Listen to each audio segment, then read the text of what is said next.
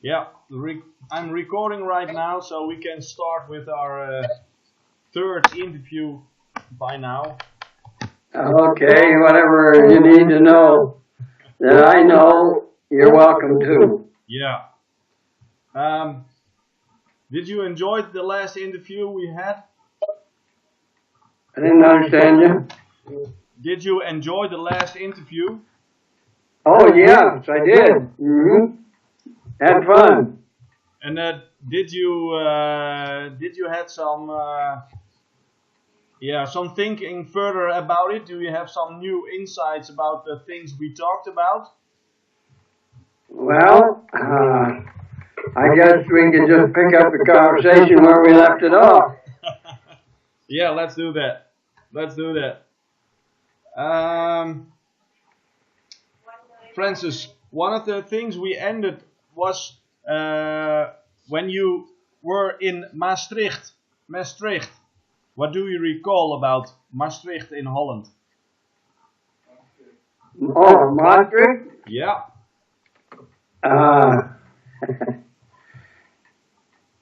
I think we just went through the place. And you didn't stay there for a rest period there? Well, not until one of the latest trips that we made over to Europe. Yeah. Well, you were in Maastricht.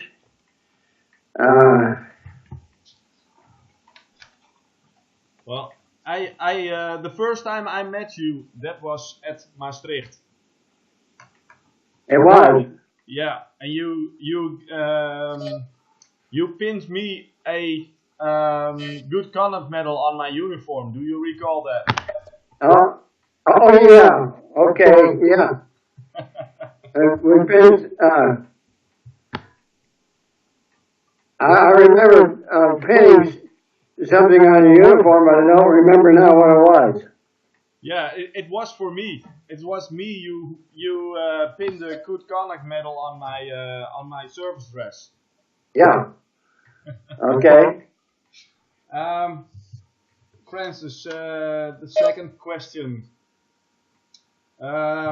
We have one period found in the unit history, and that is about a period January, the first week. There, that was stated there were 4 persons missed in action, and it was Combat Command A. And in that period, you were part of Combat Command A, if I'm correct. Yeah, I was.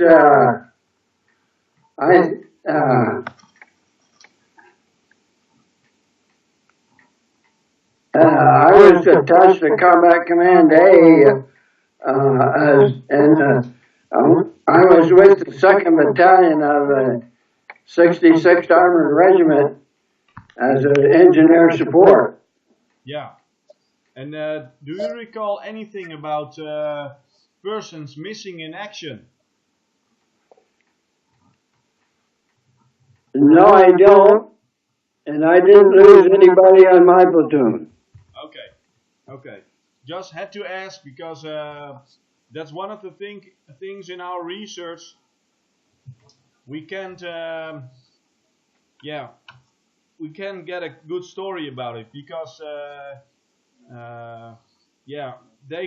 they noted there were 4 persons missed in action, and of course we don't have any names around it, so that's why I asked. Okay, quite a lot further along. When we were in Germany, I lost 2 men there. Yeah. And one of them was,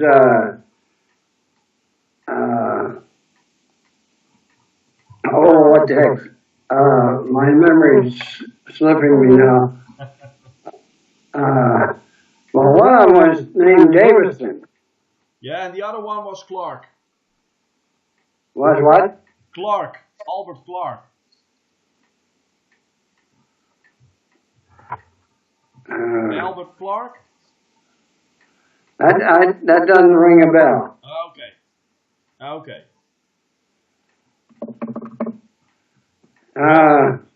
It will slip into your mind when you don't think about it. Yeah, you're right there. You're right there. Okay, then time for a more easy question, Francis. Do you remember encountering Tiger tanks or King Tiger tanks?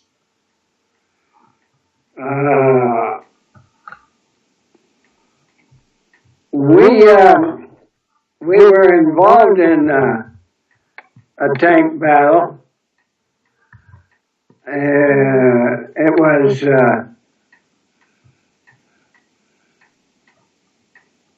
I'm not sure just where, but it was when we were advancing to Julie. Yeah. On the west side of the Ruhr River. Yeah. We got into a tank battle. We had, as I recall it now, we had a full strength of tanks in the 2nd Battalion. And when we finally arrived in Jülich, at least captured the town, we only had about 5 tanks left in the whole battalion. You had so many losses. We lost, well, there would have been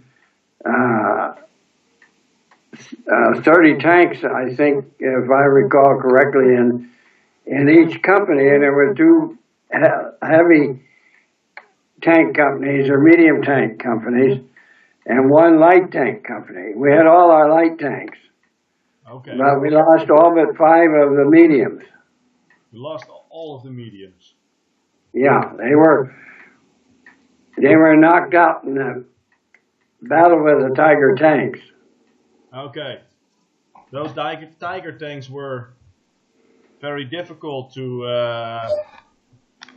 finish off, I suppose. Yeah, head on. They were massive. But if we got around to the flank and we outflanked them, then they were vulnerable. Okay. Okay, that was your own. The guys were doing. They were staying behind the hills and trying to catch the German tanks when they were broadside. Okay. And did you use also the little planes, the Piper Cubs, for forward observers, as you recall? Yeah, we did. We had a Piper Cub for the artillery forward observer. Okay. And I remember one incident with that Piper Cub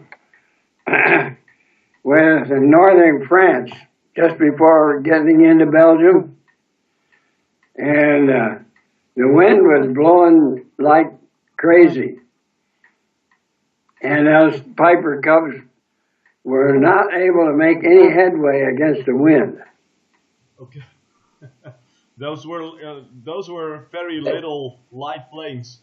Yeah, I think they landed and stayed landed until the wind died down. Okay. Then we were underway. We managed to. That was when we went into Belgium for the first time. Okay. For the first time, yeah. And do you know when the N26 Pershing tank came to your companies? We had one of those. You had one of those. Battalion, but when we came to a stream that we had to bridge, they were too big for our bridge.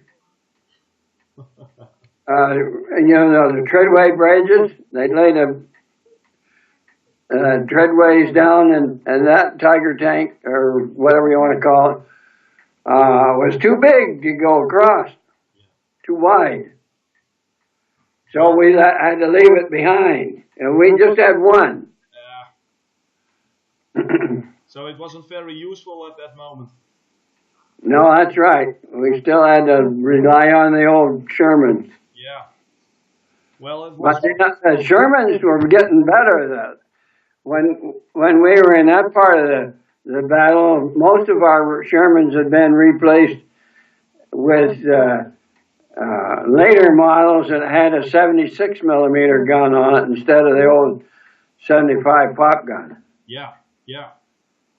And that was much more effective. When they fired that thing, it fired with a wallop.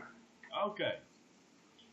And but the Pershing tank, it had a 90 millimeter. It had 90, yeah. And we only had one of those, and every time we had to bridge a stream, we had to leave that sucker behind. Too bad, because you could use it. Yeah, it was a match.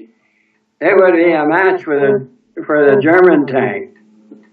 Well, you also have the King Tiger tank. That was the largest German tank they used in the Battle of the Bulge. Yeah. Let's see. There was a period where you were in rest in München-Gladbach in Germany. In Mönchengladbach, yeah. And I also read there was some USO or some entertaining right there. Do you recall that? Well, I don't recall that now. No. I do recall that was from Mönchengladbach. We would have had to cross the Ruhr River at Jülich. Yeah. And I think we did. And the first thing across the river there at Jülich was a big minefield that the Germans had laid. Yeah. And I think we picked up a bunch of those so that the tanks could get through the minefield. That was the task of the engineers. Yeah, we had the job of clearing a path through that minefield. Yeah. And did you encounter much snipers there in the cities of Germany? Well, no. We didn't.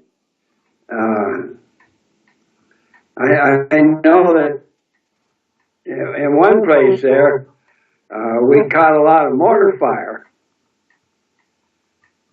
We were trying to pass through a minefield, and the Germans were in a town over to our right flank, and they were firing mortars at us. And those mortars were deadly, I suppose. And then they were a nuisance. Yeah. And do you remember encountering the screaming memes? Yeah. Those multiple barreled artillery pieces, I guess you might call them. Yeah. They had those whistles on them that made a screaming noise. Yeah, we got kind of used to that. You got used to that. At Yeah. first you were probably, it scared you, but later on it didn't bother you anymore, the screaming sound? Not that much. And I remember when we were first there into Germany and some of those places, we were under German artillery fire. And I remember that we could hear those artillery pieces firing, and we could tell by the sound of explosion sending the shell out, whether it was short or long or right on. It had a certain sound, that you knew was coming in where you were. Yeah. And what did you do when it was right on? We hit the ground. Yeah. We found a low spot in the ground and got in it. And prayed, of course. And you prayed, Francis? And yeah, I know I can remember there was I think a power station off to our right flank, and we were in the middle of this field. We just got some new soldiers, I know. One of them, his name was John Shields. And that stuff started coming in, and he started running towards the buildings. And I think I had to tackle him and bring him down onto the ground and tell him that he was much safer out here in a wide open field than he would be in any building. Because they were targets. Yeah. And they were unexperienced by that time. Yeah, well, replacements that we got would be inexperienced. And the first gun that went off, why they'd think they had to go to a house to get shelter, and that's not true. That's not true. No. This place was flat on the ground.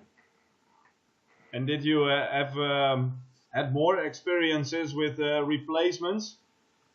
Only had a few. You had a few. Yeah. I know my platoon sergeant went on a 90-day pass back to the States. And so I was without a platoon sergeant. And none of my squad leaders wanted the job. But we managed to get our work done without the platoon sergeant. Then the mess sergeant in A Company decided he wanted to get into the action, and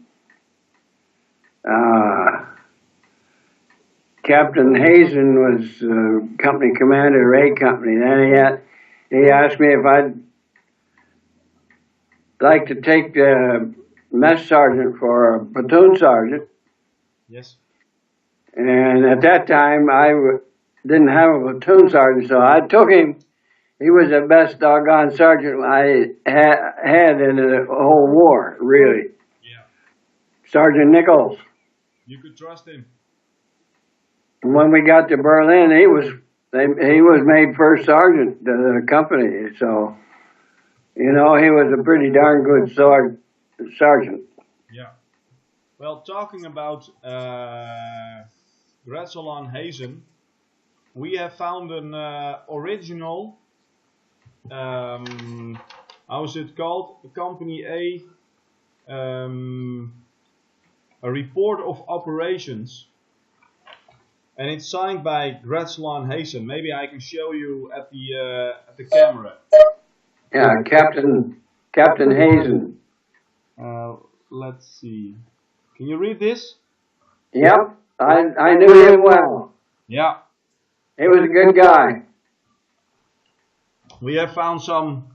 It's only from the period in April. We have a day-by-day after action report written by Gretzel Hazen. I could send you a copy if you like. Hazen.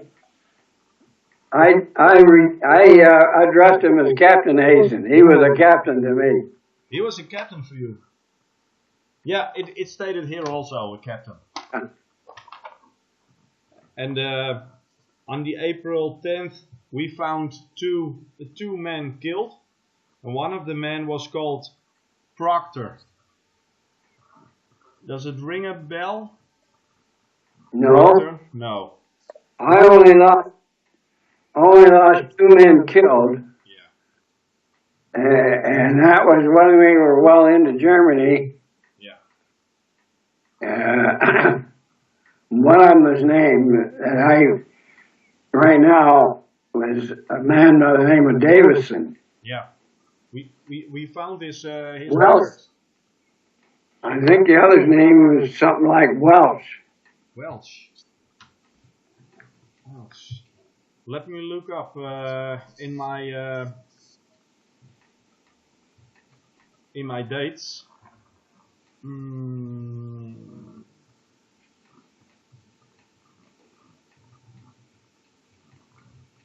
I have to look up. Give me a second, Francis. Okay.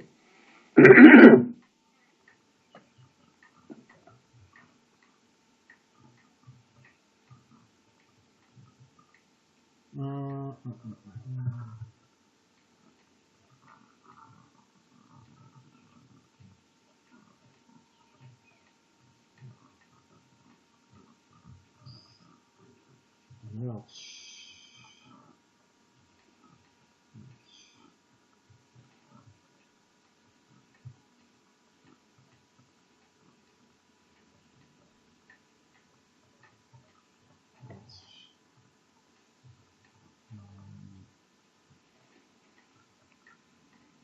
Woodside.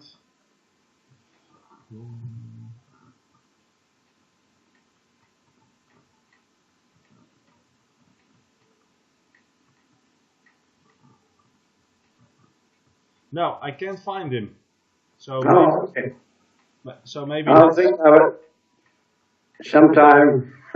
yeah. Well, we have found so many graves from the 17th engineers who were killed in active service.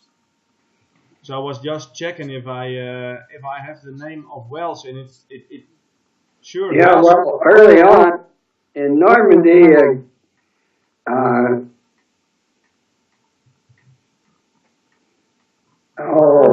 the company commander, Lieutenant Crimmins was killed, Yeah, and he was a company. yeah, we have found him.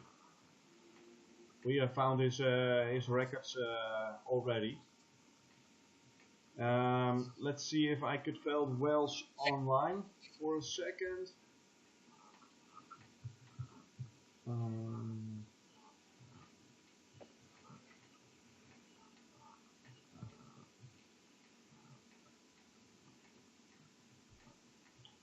I have a private first class, Albert F. Walsh, and he was killed April 13, 1945. And he he would have been one of my men that was killed. Then we were working on a roadblock that the Germans had made where they felled some trees across the road. Okay. And we were, I had one squad up there helping to remove that roadblock from the roadway, and that was when the two men I had got killed, and they were in the rear area. I took a direct hit from a high explosive 88. Okay. So he probably got killed instantly. Yeah. Yeah. Well, I found his name. It must be Walsh, and it's spelled W-W-A-L-S-H. Walsh. Walsh. Yeah. And it was on April 13, and on April the 10th, it was Davison and Albert F. Clark. That's the guy, Albert Clark. Yeah. Albert Clark and Davison were killed in the same incident. Yeah. And Walsh was killed only 3 days later. I can see it by his gravestone registration form. Yeah, he might have been in another platoon Yeah, of A Company. yeah. But he was killed 3 days later Yeah. than Albert Clark. Okay. Well, that's perfect info for our roll of honor, so I can tell something about Walsh and how he got killed and what happened. Because he will be one of the men on our roll of honor, of course. Okay, sure. For the website. He was a nice person, as I remember him. Yeah. Albert Clark. Yeah, he was a good soldier. Yeah. Do you oftentimes think about these young men you knew and you lost during the war? Right. I was pretty lucky most of the way through the war that, except for that one instance there when we were involved in that roadblock, and the guys got killed, and they weren't even up No. to the front line. You know, we got up out of that roadblock, and they went on up to the next town, village, and we were under fire there, and I remember my Jeep got straddled a railroad track. Okay. We were crossing it, the railroad track, and my Jeep got stuck on that damn railroad track. We abandoned it, and then we had to go back and take a squad of men back and free it from the railroad track. You got stuck and you didn't get out of it anymore. Oh, we got out of the Jeep and kept right on going with the rest of the crew on foot. Yeah. Then we went back and retrieved it. Yeah. Francis, one of my friends wanted to know if when you experienced the war, did it change you as a person, of the person who you became after the war? Well, that would be kind of hard for me to answer. Yeah. I think maybe I was more able to take what came my way without getting excited about it. Yeah. Yeah. And do you have some guidelines for the younger people who are starting their lives at around 18, 20 years old? Yeah, I would have some comments for them. Yeah.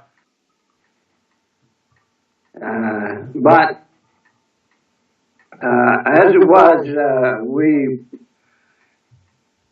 I think we matured quite a lot as we went through the war.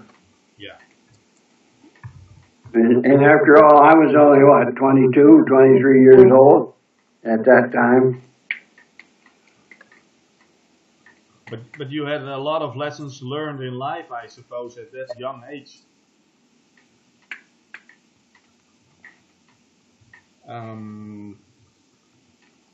Okay, Francis, the second question I wanted to ask about the army life is, what did you hate about the army?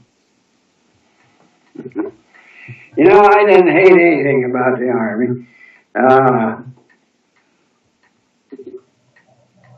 I might have had some unpleasant experiences, but as a general rule, I didn't have any hate for the army. In fact, I sort of enjoyed it. Yeah. You know, and when I was in Fort Belvoir early on, life was good. Yeah. And I was a PFC. I didn't have any worries. Then I had to go and apply for officer candidate school in the engineers. And I think my trouble started right there. But I took everything that came my way without blowing my cool, and as a result, I got through officer candidate school, graduated, and went on to join the 2nd Armored Division in Fort Bragg, North Carolina later on, a couple of months, and we went overseas with them. We left, I got to Fort Bragg and 17th Engineers in September, I think it was. Yeah. And a month later, we were on ships going to Africa. Of course, at that time, I didn't know we were going to Africa either. And we didn't find that out until we were well on our way across the ocean. Then they told us that we were going, and gave us the maps and said, well, you're going to land in Port Leone. Oh, good. What the heck is that? So, but, you know,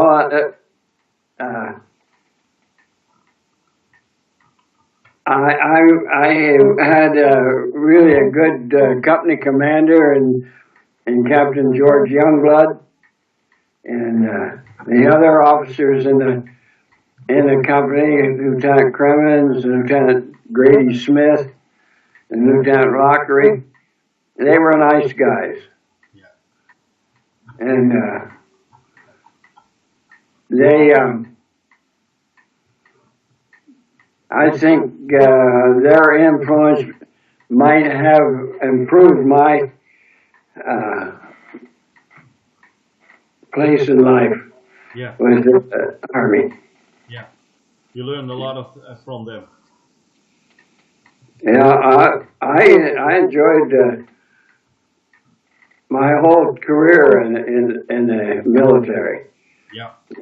And then it was 5 years from the time I enlisted in the Army until I was officially separated from active duty.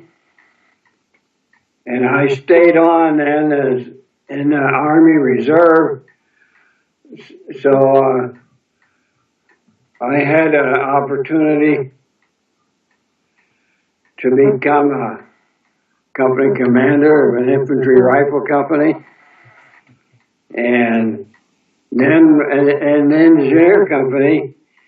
We were in an engineer battalion, and we started doing engineer work and training. It was one of those things. The training amounted to 2 hours a week when we would get together.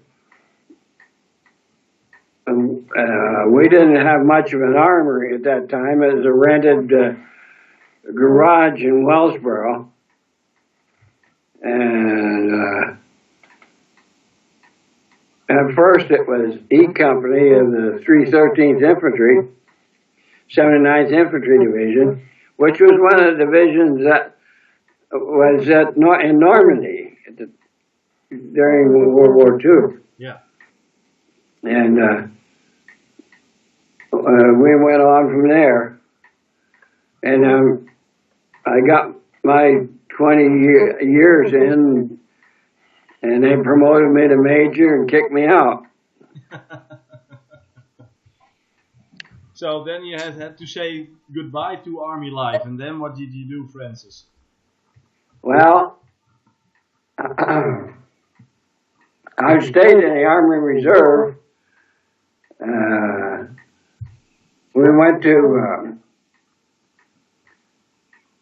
summer camp, 2 weeks training somewhere, and weekly drill one night a week at home, where we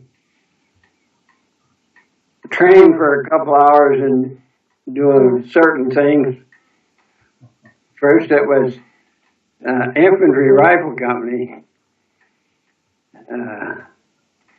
E Company of the 313th Infantry, 79th Division. We went to camp with them down in Camp Pickett, Virginia, for example. Yeah. And Indian Town Gap was another place where we went for summer camp. We get 2 weeks of summer camp. Mostly it was either Camp Pickett, Virginia. When they got us out of the infantry and put us in the engineers, we did spend one summer camp at Fort Belvoir, Virginia, which is the engineer camp, engineer post. Yeah. And since then, the engineer training center has been moved to out in the Midwest. Okay. If I think about it, I'll come up with the name of the post, wherever it is. Yeah. It's not that important, of course, but you did your years in the army. We can say that. Yeah. Well, Francis, I have I got a photo from Susan. She sent me one of your pictures during World War II, and you're with a group of officers on a railway station, and in the back there's a sign Badekenstedt. Yeah, the name of the railroad station is right there above at the top of the picture. Yeah. I'm in that picture somewhere. Yeah. I couldn't find you, although. Well, I think I have a copy of that picture. Yeah. But did you recall that you were on the train station? Were you going by train to some place? No, that was just one of those places where we had captured or came down to. And one of the men got the idea, let's take a picture at the... Yeah, they wanted to take a picture. I guess we were kind of in a rest area at that time, so they got all the officers together and took the picture. Oh, nice. Nice. And I have that picture. Yeah, and Susan sent me a copy of it. Oh, okay. By email, she sent me it. Another question. Francis, did you encounter booby traps during capturing the cities in Germany or Belgium? No, I didn't really. No. I was aware of the possibility of booby trap, and we removed a lot of mines here and there, but none of them were booby trapped. No. They were the mines would have been easy to booby trap, but we exercised caution in the removal of mines. So, but fortunately for us, the mines that we uncovered and picked up didn't explode. No. So they weren't booby trapped. No. Well, we read about it in the unit history from other companies that they encountered some booby traps. Second thing I wanted to ask, in one of the after action reports, it mentioned of using flamethrowers in and around the Siegfried line. We carried a flamethrower. with us. Yeah. That was part of our TO&E equipment. I think it was a part of the equipment for the company. We trained to use it, but we never had to use one. Okay. Because I know other units did. We had it, yeah. but we didn't have. If we didn't have to use it, we didn't use it. Yeah, of course. Of course. And do you have more memories about entering the Siegfried line during the Ruhr period? Yeah, my recollection of that was we ran out of gas. Oh, yeah, you told me before. But we had patrols into the Siegfried line. I remember those houndstooth, I guess we call them. Those, what do you want to call them? They were rows of concrete pillars. Yeah, dragon teeth. Dragon's teeth, yeah. Yeah. That was another term. One of the things that impressed me in Baysweiler was the houses in Baysweiler, especially the newer houses. They had a full basement, and then the floor above the basement, the first floor, was 6 or 8 inches of concrete, reinforced concrete. Okay.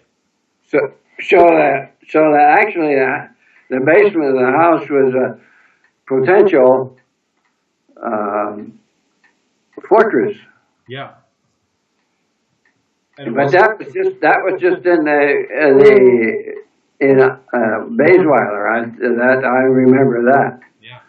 But it was just the civilian houses. Yeah, they were lived-in houses. We captured the town and we moved into the houses, and here we found that the houses were actually fortifications. Yeah. With that concrete floor and a ceiling in the basement. Okay. Okay. Interesting. And do you remember that you encounter the Waffen-SS, the elite German units? If we did,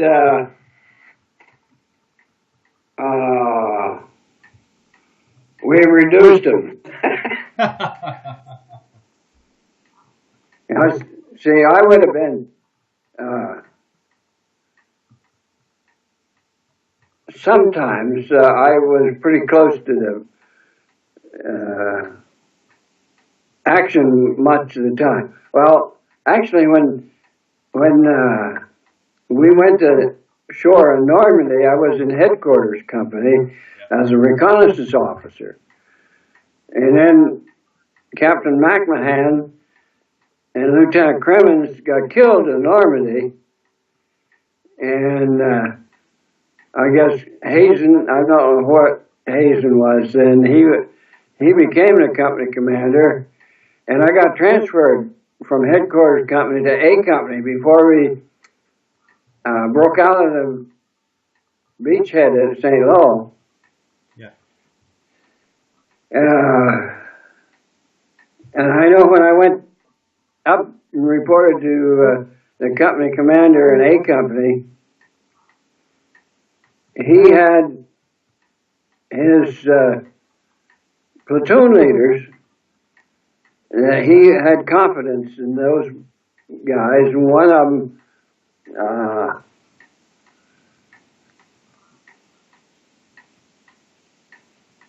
I guess I don't really remember their names now,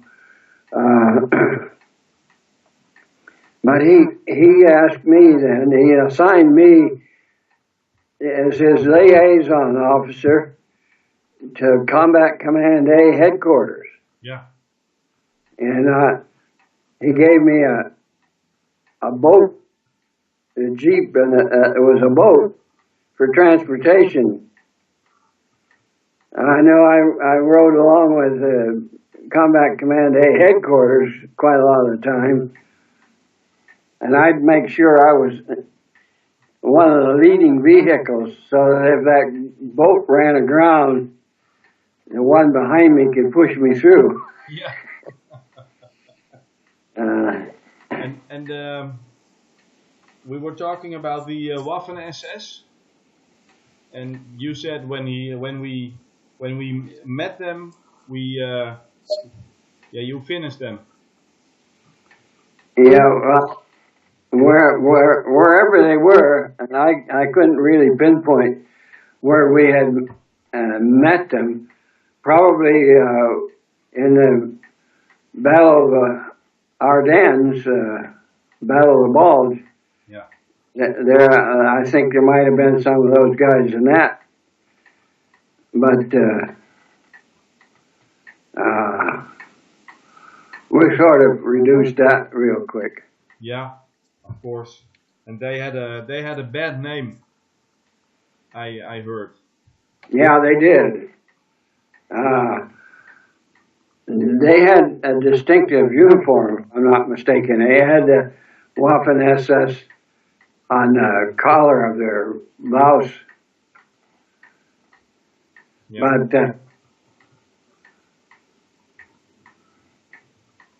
I didn't personally see any of them. No. And did you recall working with some of the Rangers which the U.S. Army had?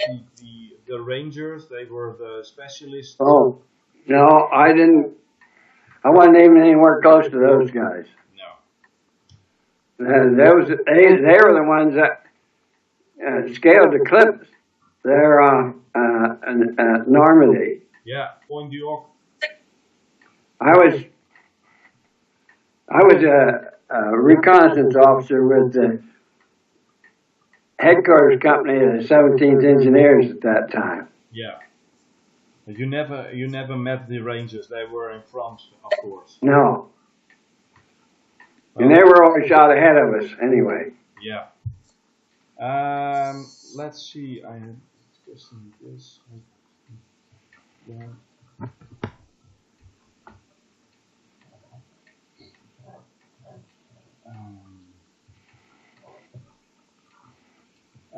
Just one of the things I wanted to ask is, did you had some help of the Dutch or French resistance, the underground partisans or something?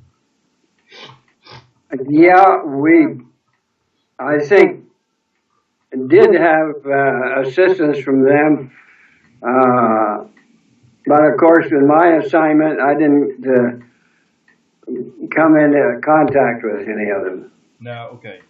Well, I thought you were because of you were an intelligence officer, those information would come by you. Yeah, well, I was a reconnaissance officer when we were in Normandy. I remember one instance I was told to go down to the British zone near Caen and pick up a mine that they had picked up that was a different mine than what we were accustomed to. You know, we were dealing with those teller mines that are about like this and about that deep. They were round, and the mines that the British encountered in their sector up there were long things. Yeah. Get your phone, or Francis, no problem. 3-8. I got a telephone call here. Yeah. I think. Sure.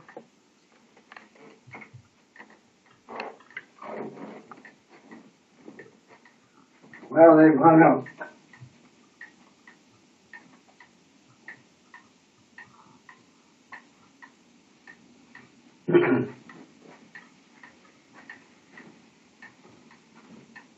They left me a voicemail, Oh, okay.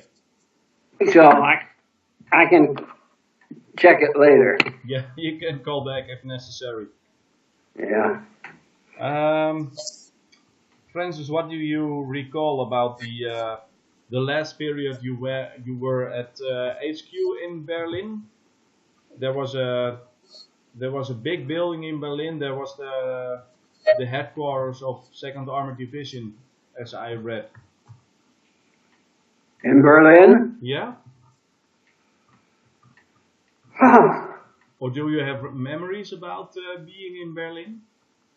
The only thing that I remember was that I was in A Company.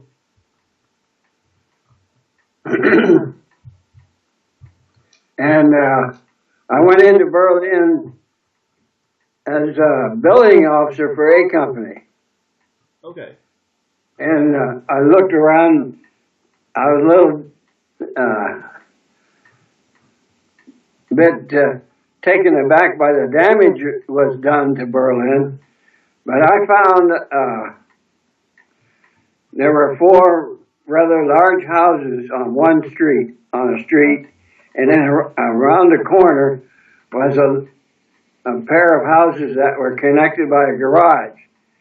And those 4 big houses plus that smaller house was just right for A Company, and that's where we moved in. Okay. Each one of the platoons had a big house, and we just moved in. We told the German people living in those houses to get out, that we were taking over. Okay. We weren't very gentle with them. And that, we were there for about 6 weeks before we moved out of Berlin, and we moved from there to Frankfurt, and that's where I left the division, or left A Company to come home Okay. in 45. Okay. About September. I think it was September I got home. Mid-September. Okay. So you went to Frankfurt. And have you been in the city of Berlin as for sightseeing or something?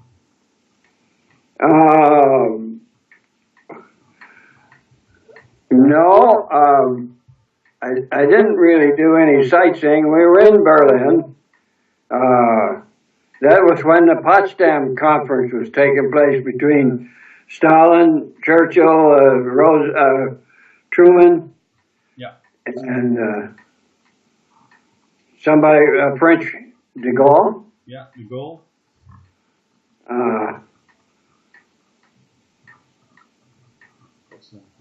And I know we lined all our vehicles up on the Autobahn there somewhere near Potsdam area. Yeah.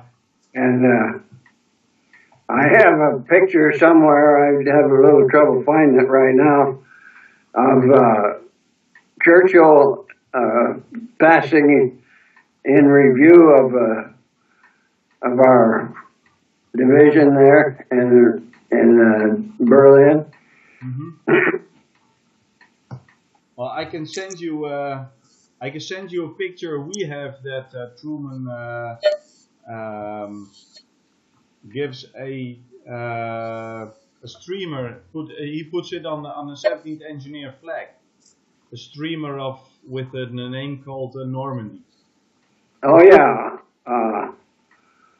and that's when we have our reunions. Those flags come out, and we do a review. Well, they're posted at the beginning, and all those streamers are on the American flag. Yeah. There's a lot of them.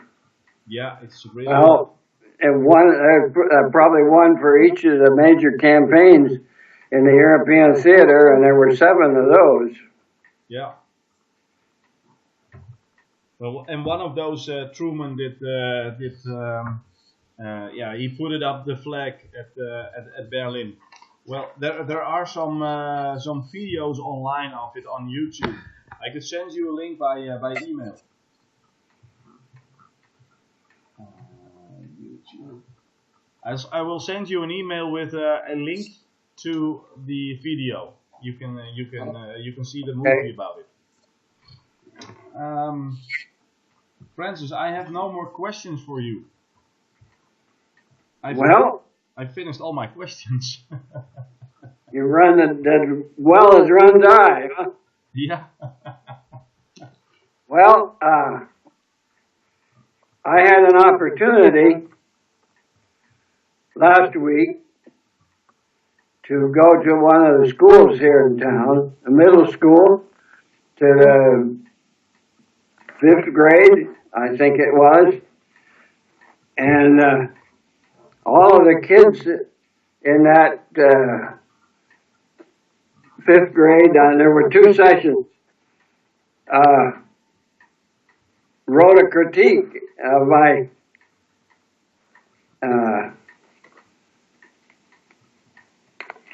address, if you want to call it that. Yeah. Something like this. Oh, wow. Wow. And they did it up real well. And I got a whole book full of them. So every student made a special card about from the story you told them. Mm-hmm. Like the first one here in the book, and they did a nice job. Adrian Hermosilla, and she says, "Dear Mr. Turner, I would like to thank you for spending your precious and valuable time for telling us about your very dangerous travels. I appreciate all you did for this country. Your speech today was very action-packed and had funny but yet sad moments. My most favorite part was about your foxhole story. I enjoyed your coming and wish for next year's 5th grade class to hear sincerely." Oh, that's nice. And they all run along that same matter, and you can see it's a pretty good sized book. Wow. Wow. Pretty, huh? Yeah, it's very nice. They made a lot of work on it. They did. I've got a few more to read, but I've read most all of them. Yeah. It makes you proud, doesn't it?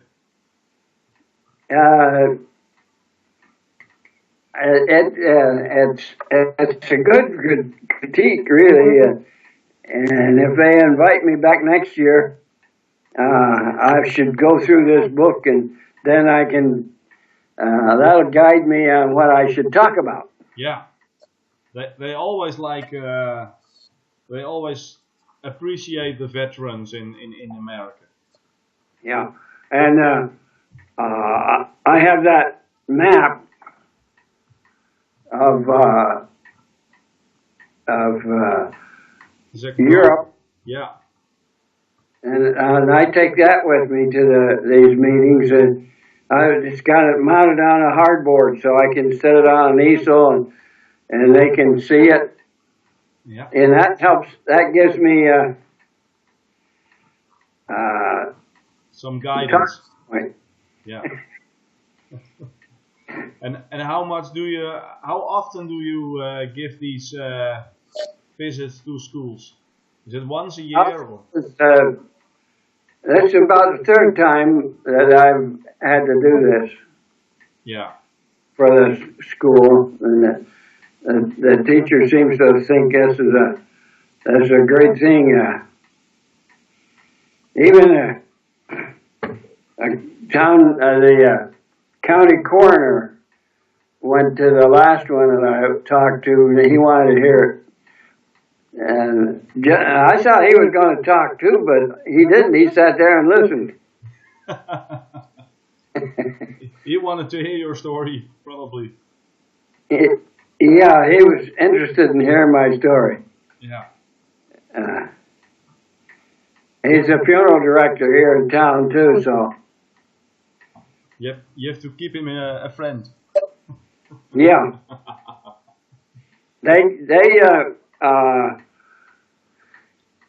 This particular funeral home calls on the Veterans Association. We have the American Legion and Veterans of Foreign Wars, and we have a post in each of those. So whenever a veteran is being buried, they invite us to put on a military service for the deceased. Okay. So we form up and fire a salute, and one of the chaplain reads a prayer, and we send a veteran off into his heavenly grounds. Yeah. So that we've been doing that now for the last 5 or 6 years, or maybe longer than that. Okay. These are emotional events, I suppose. Yeah, sometimes. What happens is a veteran has a huge American flag draped over the casket, and during the military part of the service, we take this flag off of the casket and fold it a certain way, an exact certain way. It's folded twice, and then it comes out in a triangle like this. Okay. Okay. So we haven't had any veterans funeral lately, so that gives us a respite. Yeah. But also very special that you are part of the firing squad with the honor guard We're the honor guard. George Gay, a Vietnam veteran, and myself have been selected, I guess you could say, to fold the funeral flag for the deceased, and we fold it in half and again in quarters, and then fold it so that it comes out in a triangle. Yeah. And how did you meet the Vietnam veteran? Through one of the associations? Yeah, I belong to the American Legion, which is a veterans association. And in fact, that's the organization that's called upon to do the military funeral. Okay. Okay. The military service for the deceased. And is there the regular army? Are they also present at that moment, or? We've only had a couple of funerals where an active army detail had shown up, and so we give them the preference. Yeah, yeah, of course. Of course. Okay.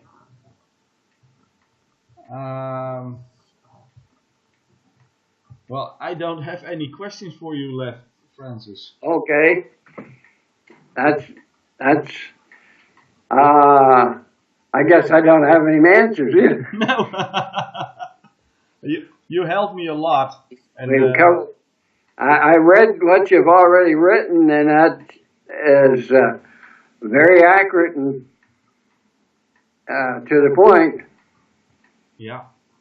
we do our best, and I think the part that is online on the website, I think it's only 30 or 40% of all the information we still have. So I have a lot of pictures of the bridges who are being built in Germany, treadway bridges, but also trestle bridges, the wooden bridges. And I have a lot of stories of siblings who had all their letters from their fathers who served at the engineers. So all the information I have to put the content in the website, and from the Roll of Honor I only have 14 deceased written about in the Roll of Honor, and at this moment we have 67 deceased or killed in action of the 7th Engineers Battalion. So yeah, well, from the time when I was in D Company, when we went to Africa in 42 in the landing party, yeah, I didn't lose any men. no, The ship was torpedoed before we got off of it. yeah, And only one soldier was killed, and that was from another unit that was on board that ship at that time. yeah, And I was in D Company. We went all the way up to Algiers or Mostaganem, Algiers. I think we drove our trucks up there, our trucks and half tracks, and we were in training there. And A Company, that was in D Company then. yeah, A Company went to Sicily yeah, with Combat Command, and then when we got to England, I was in D Company, but they made me PX officer, and I begged to get out of that job. So they took me out of that job and they made me the mess officer for the officers' mess in Jalalabad Hall and Tidworth Barracks. So I had no training for the landing in Normandy when we made that little thing. But I guess just plain common sense saw me through. yeah. And maybe some intelligence helped also. Yeah, hopefully. Hopefully. Oh, wonderful. Well, I have already a lot of information, and the website that you read about we made, it will be twice as big with more information than it's on here already. So what I wanted to do is first we have a few months work about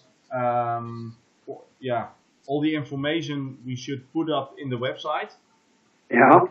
It will take us a couple of months to finish the website with all the information we have, and then we like to do a final Skype session again with. Because we have new insights and maybe we have some new questions for you. Yeah, okay.